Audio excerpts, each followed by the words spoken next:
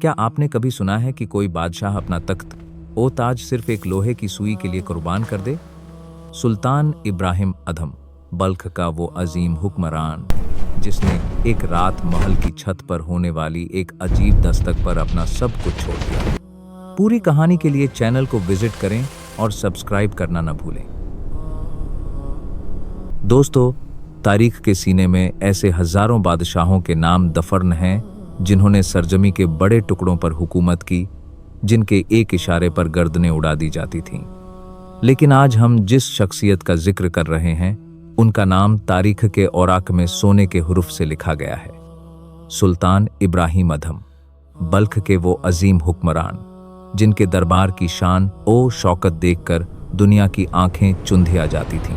तसव्वुर कीजिए एक ऐसा महल जिसकी दीवारें संग मरमर से तराशी गई हों, जहां रेशम के कालीन बिछे हों और जहां हजारों पहरेदार नंगी तलवारें लिए सुल्तान की एक जुम्बिश आंख के इशारे के मुंतज़िर खड़े हों।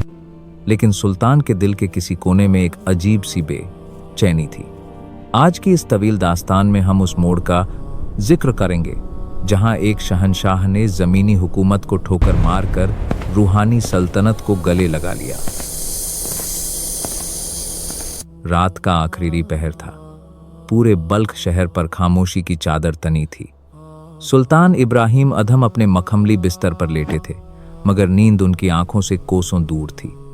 अचानक उन्हें महल की छत पर किसी के चलने की आवाज आई, भारी कदमों की छाप, जैसे कोई वहां दौड़ रहा हो। सुल्तान तड़प कर उठे और चिल्लाकर बोले, कौन है वो गुस्ताख जो आधी रात को सुल्तान के महल की छत पर बेअदबी कर रहा है? ऊपर से एक भारी आवाज आई, घबराओ नहीं सुल्तान, मैं एक मुसाफिर हूं, मेरा ऊंट गुम हो गया है, बस उसे ही तलाश कर रहा हूं। सुल्तान ये सुनकर हौंस पड़े और बोले, ए नादान, क्या ऊंट भी कभी महलों की छतों पर मिला करते हैं? बस इसी पल उस गैबी आवाज ने वो बात कही जिसने सुल्तान की रूह कंपा दी। ए इब्राहिम, अगर महलों की छतों पर ऊंट नहीं मिल सकते तो क्या इन रेशमी बिस्तरों और शाही ठाठ बाट में तुझे तेरा रब मिल सकता है? अगली सुबह सुल्तान दरबार आम में तशरीफ लाए, मगर उनका जहन उसी सवाल में उलझा था। अचानक दरबार में एक अजीब उगरीब हुलिये वाला शख्स दाखिल हुआ। वो सीधा सुल्तान के तख्त की तरफ बढ़ने लगा। दरबान उसे रोकने के लिए लपके, मगर सुल्तान ने उसे आने दिया। वो शख्स तख्त के पास आकर खड़ा हो गया। सुल्तान ने पूछा, ए शख्स, तू कौन है और यहां क्या चाहता है? उसने धड़क जवाब दिया, मैं एक मुसाफिर हूं और इस सराय में रात गुजारना चाहता हूं। सुल्तान को ताव आ गया। बोले, होश के नाखून लो, ये सराय नहीं, ये बल्ख का शाही महल है। उस शख्स ने मुस्कुराकर पूछा, इब्राहिम, तुमसे पहले यहां कौन था? सुल्तान बोले, मेरे वालिद। उसने पूछा, उनसे पहले? सुल्तान ने कहा, मेरे दादा। तब उस दरवेश ने कहा, इब्राहिम, जिस जगह लोग आते हों और चले जाते हों उसे महल नहीं सराय ही कहते हैं। आज तुम हो, कल कोई और होगा। ये कहकर वो शख्स ओझल हो गया, मगर सुल्तान के दिल का चैन लूट ले गया। अब सुल्तान का दिल ऊचाट हो चुका था। वो सुकून की तलाश में शिकार के लिए निकले।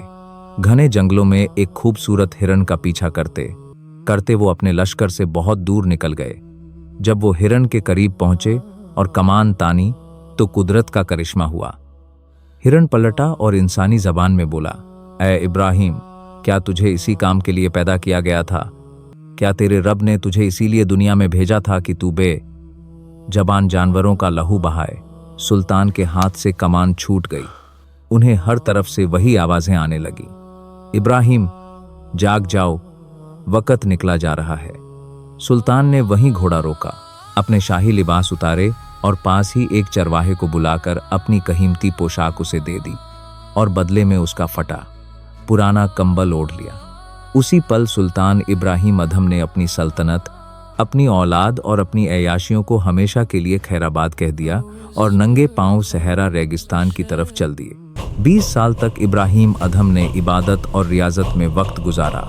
एक दिन वो दरिया दजला के किनारे बैठे अपनी फटी हुई गुदरी कंबल को सुई धागे से सी रहे थे। इत्तेफाकर से उस वक्त के वज़ीर का वहां से गुजर हुआ। उसने देखा कि कभी बल्ख का सुल्तान रहने वाला शख्स आज पैबंद लगे कपड़े सी रहा है। वजीर ने तंजिया कहा, सुल्तान, क्या मिला आपको ये बादशाही छोड़कर? आज आपके पास एक सुई के सिवा कुछ नहीं। इब्राहिम अधम ने मुस्कुराकर अपनी सुई दरिया में फेंक दी और पानी की लहरों की तरफ देखकर पुकारा, ओ दरिया की मछलियों, जरा मेरी सुई तो लाना।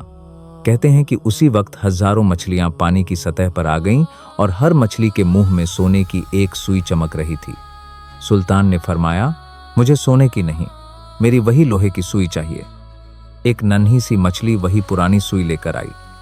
सुल्तान ने वजीर की तरफ देखा और कहा, इब्राहिम ने बल्ख की छोटी सी सल्तनत छोड़कर अपने रब की यह अजीम सल्तनत पाली है, जहां कायनात की मखलूक भी मेरा हुक्म मानती है। दोस्तों, सुल्तान इब्राहिम अधम की ये दास्तान हमें ये सिखाती है कि दुनिया एक सराय है। हम यहाँ मुसाफिर हैं और हमें एक न एक दिन वापस जाना है। असल बादशाही वो नहीं जो सरों पर ताज रखकर मिले, बल्कि असल बादशाही वो है जो अपने नफ्स सेल्फ को फतह करने से मिलती है। इब्राहिम अधम ने मिट्टी को छोड़ा तो सोना पा लिया, और अगर हम भी अपनी जिंदगी के मकसद को पहचान लें तो दुनिया और आखिरत दोनों हमारे कदमों में होंगी। उम्मीद है आज के इस तवील किस्से ने आपके दिलों को मुनव्वर किया होगा। अल्लाह हमें हकीकत समझने की तौफीक अता फरमाए। आमीन।